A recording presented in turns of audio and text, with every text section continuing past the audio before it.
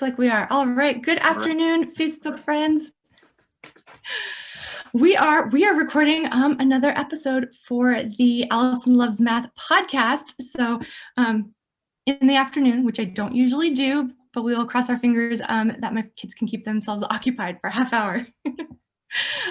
So before we get started, though, I want to do a quick update we have a teacher week this week. Last Sunday's episode for the podcast came out, and that is Strategies to Teach Community College Math with Felicia Darling, the author of Teaching It.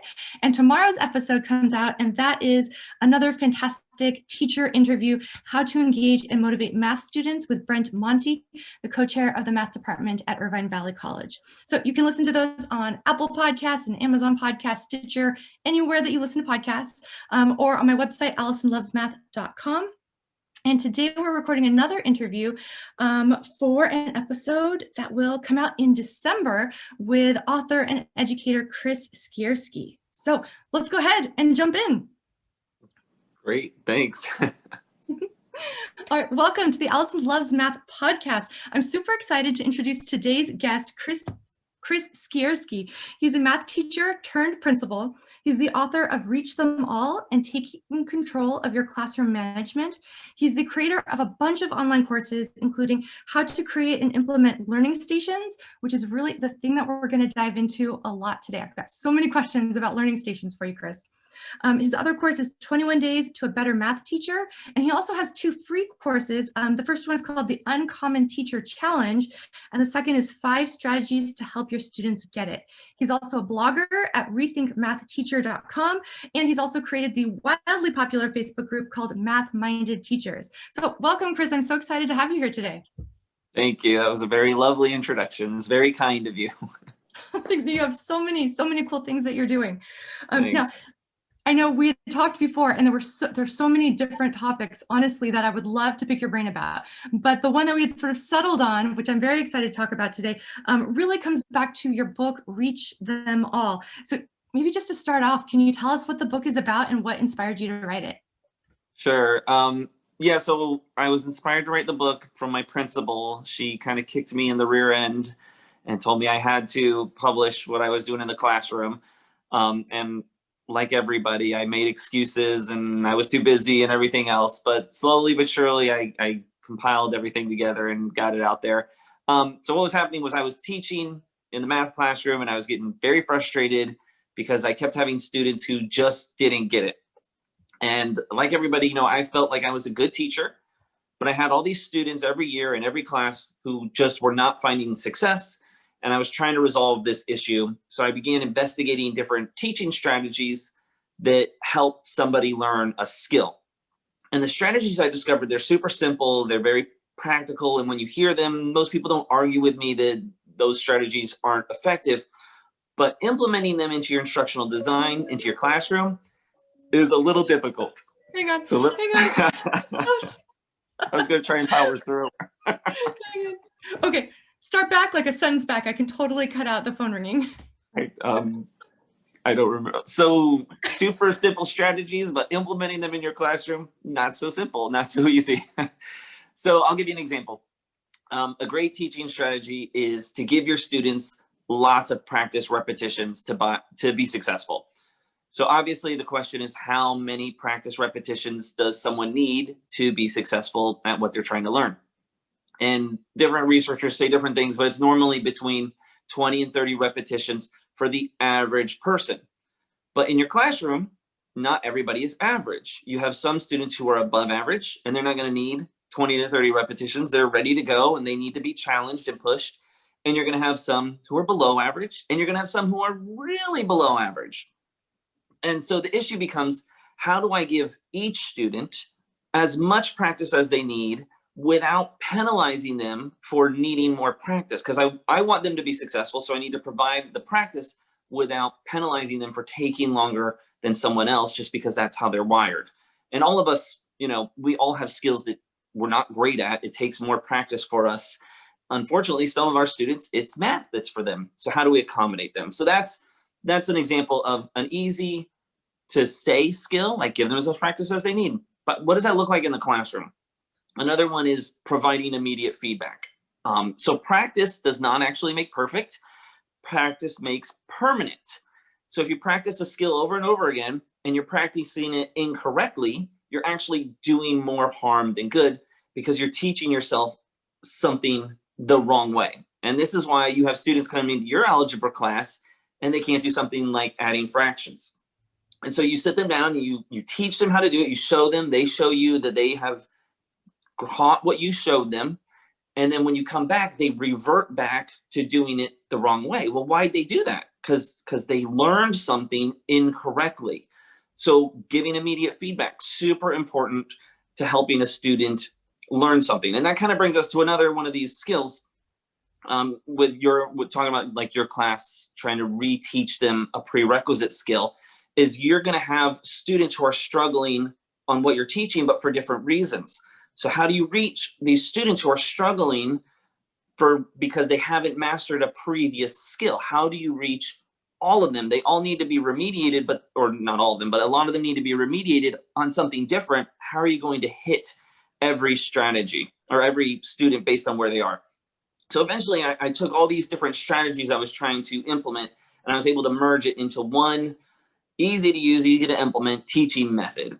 And so what I did was I built learning stations, and that's what I teach in the book, is how to use learning stations as a delivery method for these different strategies so that you can effectively reach all your students. Perfect. And I think, I've read your book and it does a fantastic job of, explaining the difficulties that teachers face in the classroom. As I was reading through it, I was like, oh yeah, I struggle with that, and I struggle with that, and I struggle with that. But, when I was first thinking about, oh, what a learning station is and how would I go through and set that up, the other thing that your book does really, really well is you walk teachers step by step through how to set up learning stations in your classroom. So maybe just I guess, for the teachers maybe who have never heard of learning stations before, could you maybe explain what that is? Just to start, let's start with what is a learning station? Sure. Well, again, thank you for your kind feedback on the book. It's nice to hear. And it is a short book, right? You're able to read it pretty quickly. So there's a lot of different things that educators talk about when they talk about learning stations. And so most people, when they talk about learning stations, most math teachers, is they take their class, they put them into 3 or 4 groups, they put each group in a different place in the room, and they work on a different activity. Usually it's on the same skill. And now sometimes the teachers will take one of those groups, pull them aside, that's the ones who are really low compared to everybody else, and they'll work with them individually, and then everyone else is kind of flying on their own. And that's not what I'm teaching with the learning stations that I talk about. So I teach teachers to use the learning stations as a tool to master a concept. And once they master that concept, they move on to the next concept, which is built inside of the learning station. So inside each learning station, the learning station is designed to master one skill, one math skill. And inside it, I try and accomplish all these strategies that we were talking about. So what does someone need to learn a math skill? So they need a tutorial, right? They need someone to teach them. But everyone's in the room working on a different skill. So how do you do that? Well, there's still tutorials. This is, maybe we can do videos. Maybe we have a worksheet or part of the textbook. What else do they need? They need practice with immediate feedback. They need to be able to practice without the fear of making a mistake and being penalized. They need to be able to practice as long as they need to. They need to be celebrated when they find success. So in the learning stations that I teach, we break a standard into its prerequisite skills. We diagnose the student to see which of the skills they need to work on, to be remediated on. And then they go into that station to work on that skill until they master it. And then they progress to the next and the next. Yes, I love how you break it down. So just to sort of recap on the steps, right? So the very first thing is having that tutorial for the students, right? And then you have the practice, because we said you have to have the practice in order to improve. And there's 2 sets of practice, right? I know in the book, at least, you talked about sort of doing the online practice when we're using the online tools, and then making sure to have some like pen and paper or pencil and paper, right? Worksheets. And then it was assessment, right? Then you got to assess them. You got to see if they know it and they're ready to go on, or do they need to remediate. And to be clear, you don't, when I first started doing it, I didn't have technology in the classroom. I know that most schools now are getting there, but you can still do this even if you don't have technology. You've got to be creative, because the technology makes it really easy to give immediate feedback. You can put them on a website that's going to give them the answer, tell them what they did, link them to a resource to help. Hey, you did this wrong, here's what you do. So that's the advantage of having technology. But even if you don't have it, you can still accomplish this. Right. Well, I think the whole process is fascinating. So, I teach math at a community college in California, and we recently sort of changed how students are placed into their math classes. So there's no more remedial math anymore. Everybody jumps straight into college level math, regardless of how prepared you are. And what they've done basically is added a couple of extra units for the students who would have placed into like algebra or pre-algebra, and those extra units then are used to teach them whatever the foundations are that they're missing for the class. And so as you're talking about all of this, I feel like that can be really helpful for these classes where, I was teaching college algebra in the spring, and the skills that students came in with, they just varied so much, and Right. this sort of setup can be so helpful because, I can definitely picture there are some students who would need to go back to literally the elementary school math levels, and learn that stuff, when there's other students who'd be able to skip past that, who would literally place out of it from the beginning and wouldn't need to spend time on that. And anyway, so I think that for those classes that have just a wide variety of student abilities, it can be really, really helpful. I think you hit the nail on the head. You've got these students who need the remediation, and then you've got a chunk who don't. And how are you going to reach both sets? And especially when the remediation needs to be differentiated as well. So. Right.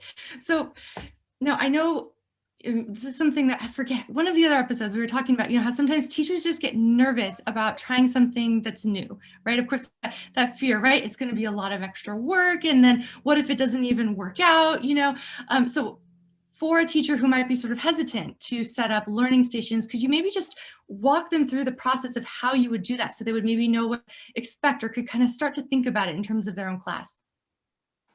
Sure. So setting up the station, it is a lot of front loading the work. You've got to map out the skill. You've got to think about what's inside the station, how it's going to look in your classroom. But once it's up and once you put that work in, it's really nice. So sure, how to set up a station. So first, it's not a place in the room. You can have your students working on their station from their desk, and you can have every student working on a different station if you wanted to. The trick is you want some commonality between the way they all go. So everybody's doing the reteach at the same time, regardless of what skill they're working on. Everyone's doing the practice at the same time. Everyone's assessing at the same time. That way, for the teacher, tracking it isn't difficult, and you're not trying to figure it all out. The other thing with that is that you need to have some type of format in place that you can put in the kid's hand or on their computer screen, so that they know exactly what to do next. They're not running to you every time hey, I finished this, what do I do now? Hey, I'm done with this, what do I do now? They need to just know, hey, it's day 1, we're doing this. Day 2, I do this. Day 3, day 4. So the big thing, one of the big things, besides the 2 big things I just said, I guess, is what I try and teach teachers is you take your grade level skill, the standard you're working on, and you flesh it out.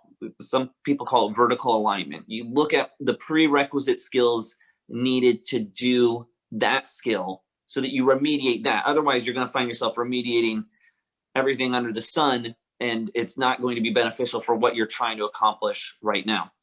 So for example, if my class is working on linear equations, what skills do they need to know in order to do that? Well, I would argue there's 3. You have to know how to plot a point on the coordinate plane. You have to understand and graph slope, and then you have to do y equals mx plus b.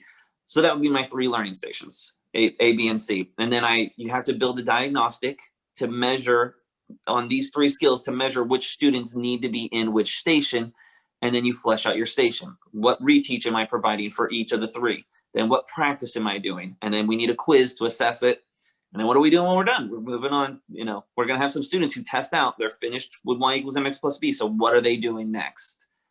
So that's kind of an aerial snapshot of what learning stations could look like. Right. And I think one of the things I thought was really interesting is I was looking at, you had some examples of what some of the assessments were in the book. And I liked how you had, what was it? It was like there were 3 rows, right? Or 3 questions, with, 3 rows, 3 questions each for the assessment, right? And if they got the first row completely right, then they sort of placed out of the first level of skills. And I'm doing a terrible job No, no, describing what let you me jump in. so nicely put together in the book. I'm sorry. Oh, you're over flattering me. Yeah. So with the assessment, the another trick is you're not throwing a curveball at them. So if I want them to work on adding integers, I'm not on the assessment. It's not negative 1.5 plus positive 2/3, because now I don't know if they don't know how to add integers, or they don't understand fractions, or they don't understand decimals. Like, there's so many skills there. So the assessment, the ones you see in the book, it's very bare bones. This is adding integers section of this assessment. And all I'm trying to do is, can you add integers? And if I want them not only to add integers, but to know how to work on word problems with integers, that's going to be another part of my assessment. And so what you're kind of alluding to is the assessment is naturally chunked, so that you can, as the teacher, when you're grading it, you can say, okay, they missed a part of this section, one of the questions in this section, so they need adding integers. They missed a number in this section, so they need subtracting integers, and so on. Yeah, exactly. I think that the way that you'd structured it is it's very organized.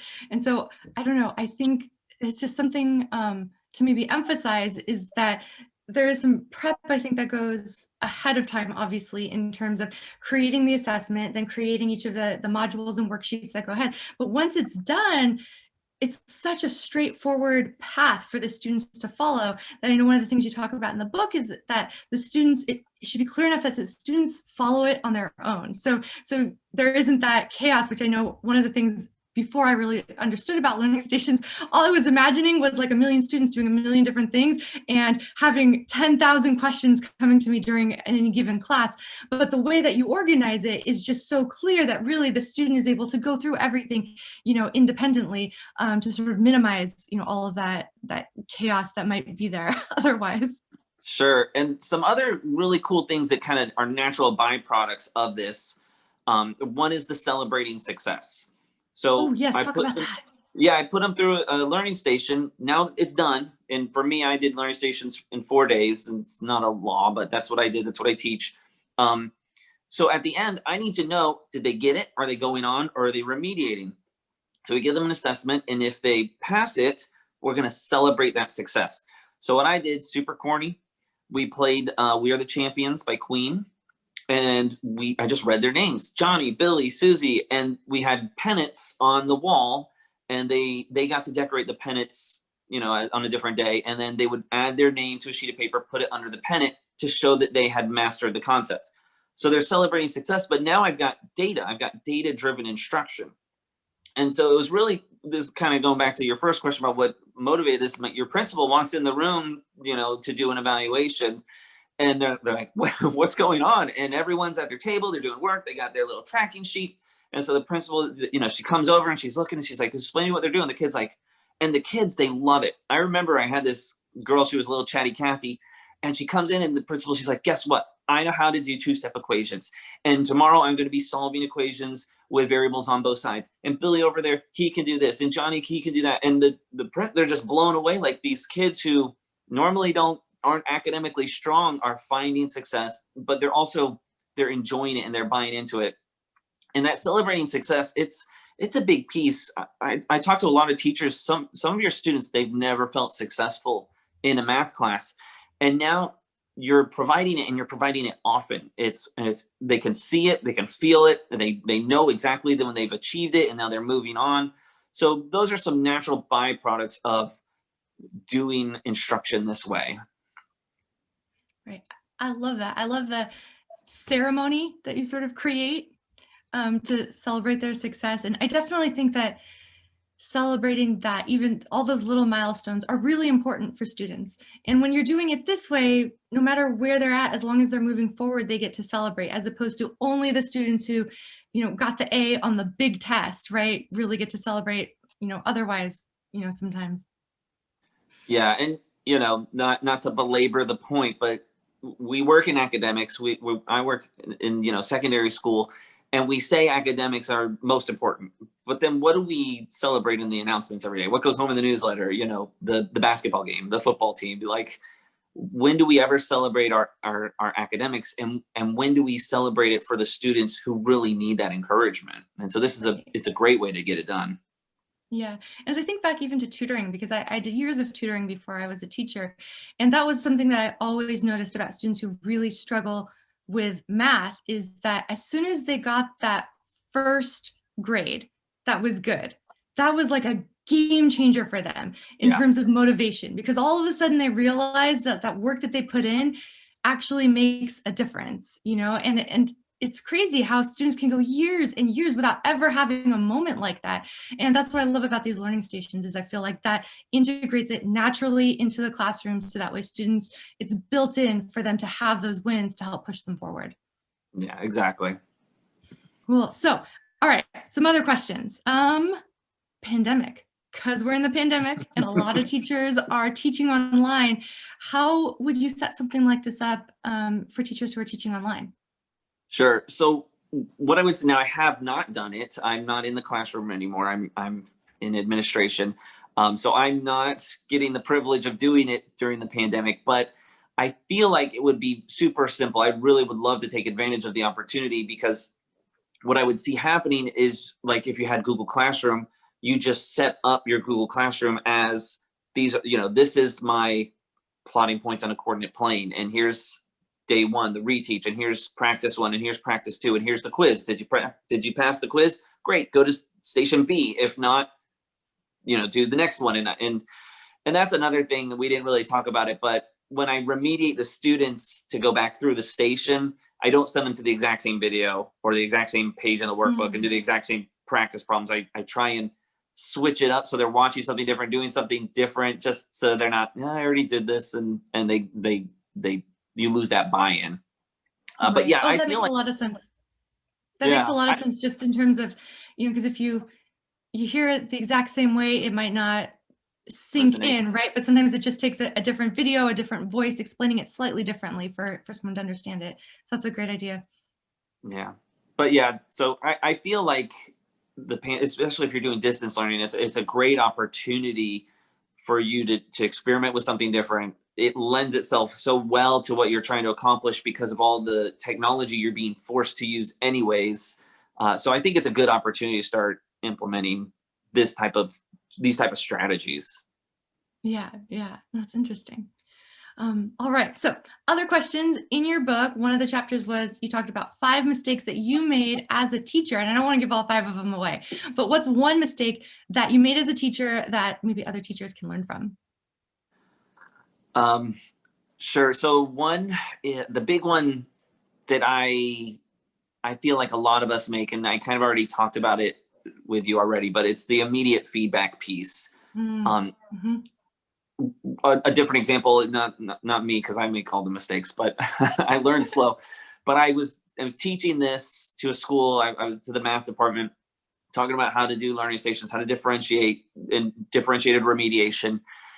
And the teachers then were tasked with going and doing this one day, and I would come in and watch them. And so this one teacher, she called me, she wanted me to come observe her learning stations. And so I came in, and she had the traditional 3 groups. This group's doing one thing, this group's doing another, and she's got the 3rd group, and she's working with them. And they were doing the long division with decimals.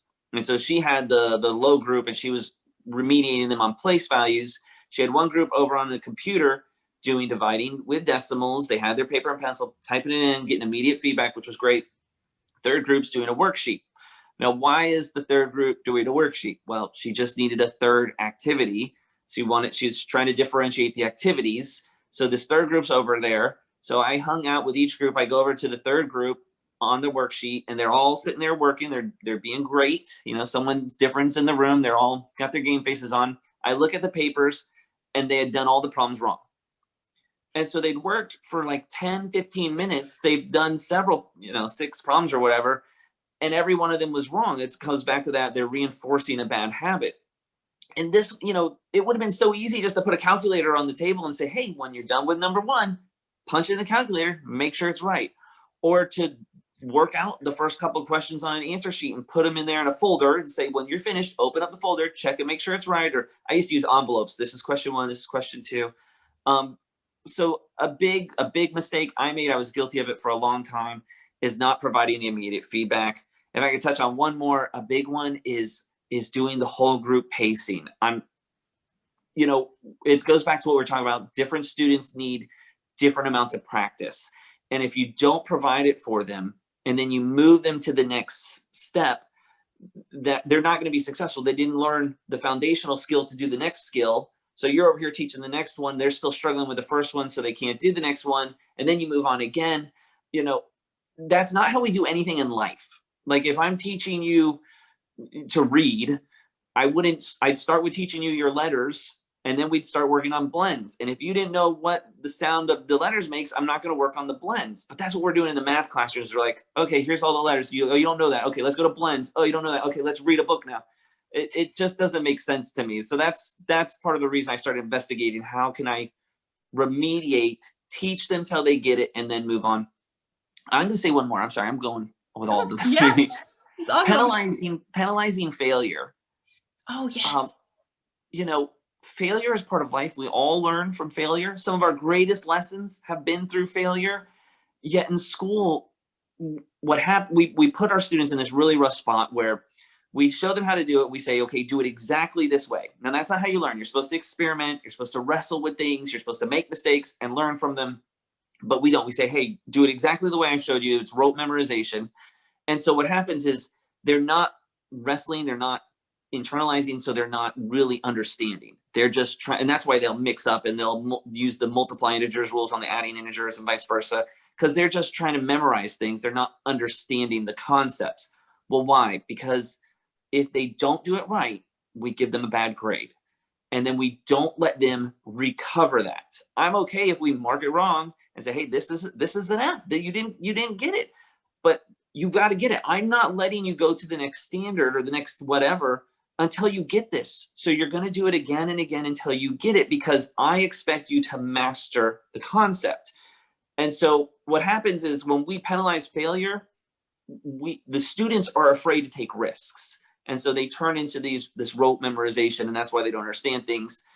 And that's why they're not getting a lot. So the learning stations, that's what I do is, they take the quiz at the end, they get a grade. If they get the grade they earned, but if they didn't master it, I remediate them, and then the new quiz replaces the old one. And that's a big thing too, is we as educators, we have to expect mastery, and we have to stop penalizing failure. And what happens is we do the opposite. We don't expect mastery because we move you on whether you get it or not, and then we penalize you for failure. Right. And just, oh gosh, because I see so much of the consequences of this at the community college level, right? Is I think I see a lot of students who have been passed through elementary school, junior high, and high school math. And if you don't require them to master it and then get all the way to college, having thought that they're a B math student, so therefore they think that they understand everything, when in fact, all they were doing was just showing a little bit of work, and therefore they never got anything correct, but they had enough to just sort of get passed by. So I think when we have to have the mastery, right? But that having that balance, right, with that ability to fail and then try again is also really important. And, the more we talk about it, the more I'm like, oh, I wish I had learned some of this stuff before my last college algebra class that I was teaching, because that was something that I ran into, because so many of my students knew so much less than what I thought they were going to know, that honestly, like having that assessment on day one would have helped so much. And it was one of those things where it was probably like a third into the semester before I even, I realized at that first major exam how little some of the students knew. And so it ended up being sort of a quasi learning station setup for my class, because we were already into the semester and I was sort of backtracking on some of this other stuff. But I think definitely that ability to fail helped a lot, because, I had students who didn't pass that first exam, but I said, as long as you know it by the final exam, I'll replace that first exam with your final exam grade. And that helped so much. But I love that idea of doing it in smaller increments. I think that's so much more helpful for students. sorry, as I'm reflecting on what I did in this one college algebra class, because it was set up differently from the beginning. But I don't know, I'm just envisioning how I could have set it up so differently if I were to ever teach it again. It's good that you talk it through, because I mean, your audience needs to hear that, because it is a different way of approaching things, and everything different. We have to wrestle with it. And this is not how we went to school. This is not how our parents went to school. This is not how they taught us to teach when we were taking our education courses. It's different, and so on surface level it sounds crazy, but as you flesh it out, so you fleshing it out loud, hopefully that's going to benefit people listening, and like, oh yeah, that's why this is the benefits that I can gain from this. So it's good. Yeah. No, because I think, and that's probably what's most helpful for teachers, right? Is to think about a class that you've had that you really struggled with, right? Where the students had very different abilities, and you think back to what you did. And of course, we're always trying to improve, And so sometimes, when you look at things and go, you know what, something very different actually would have, rather than little tiny fixes, something very different might have had some different outcomes. Yeah, one of the mistakes I made is, we as math teachers, we overestimate or over anticipate our abilities. So I tell the story often that I was teaching my 8th grade math class and they couldn't do long division. I was just flabbergasted, and I was like, okay, we're gonna learn long division. And so I taught them long division, and after day 2 I test them and they didn't know it. And reflecting back on it, it's like, well, when did they learn long division? 4th grade, 5th grade? They keep doing it. So how many times have they done a long division problem and still not learned it? Hundreds, thousands? Like, why did I think in a couple days I could do better than all the previous teachers in 4 years? So that was a mistake I made, was overthinking my ability and not working through these things. Well, why can't they do long division? Maybe they don't know their times tables. So maybe I need to remediate that. Maybe they don't know factors. They don't understand double digit subtraction. Like, there's a lot of steps in there. Long division's where this really starts to manifest itself, because long division's the first time a lot of these skills really start building on each other. So that's when you start seeing people like really breaking away from the pack. But yeah, start thinking through these things. Hey, how they need remediation. They need a remediation on a skill. They need practice. They need practice with immediate feedback. How am I going to provide all that? So that's how I ended up here in these learning stations. Definitely. Well, I think that's fantastic. Well, thank you so much for sharing this, new teaching idea with us, and, walking us through it and talking to us about it. I appreciate it so much. Yeah, no problem. Thank you very much for having me. Yeah. So before we go, could you just tell everyone again a little bit about, your books and your courses and where people can find you? Sure. So the website is rethinkmathteacher.com. From there, you can find everything. So the book is there, the courses are there, the free courses are right on the homepage. There's free downloads, links to the TPT page with a lot of free resources to help you start doing these things. And of course, the Facebook group, Math Minded Teachers, is linked right in there on the page as well. It's a very big Facebook page, so come on in and connect with other like-minded teachers and benefit from each other. It's a lot of good things going on. All right. Awesome. Well, thank you so much. Thank you.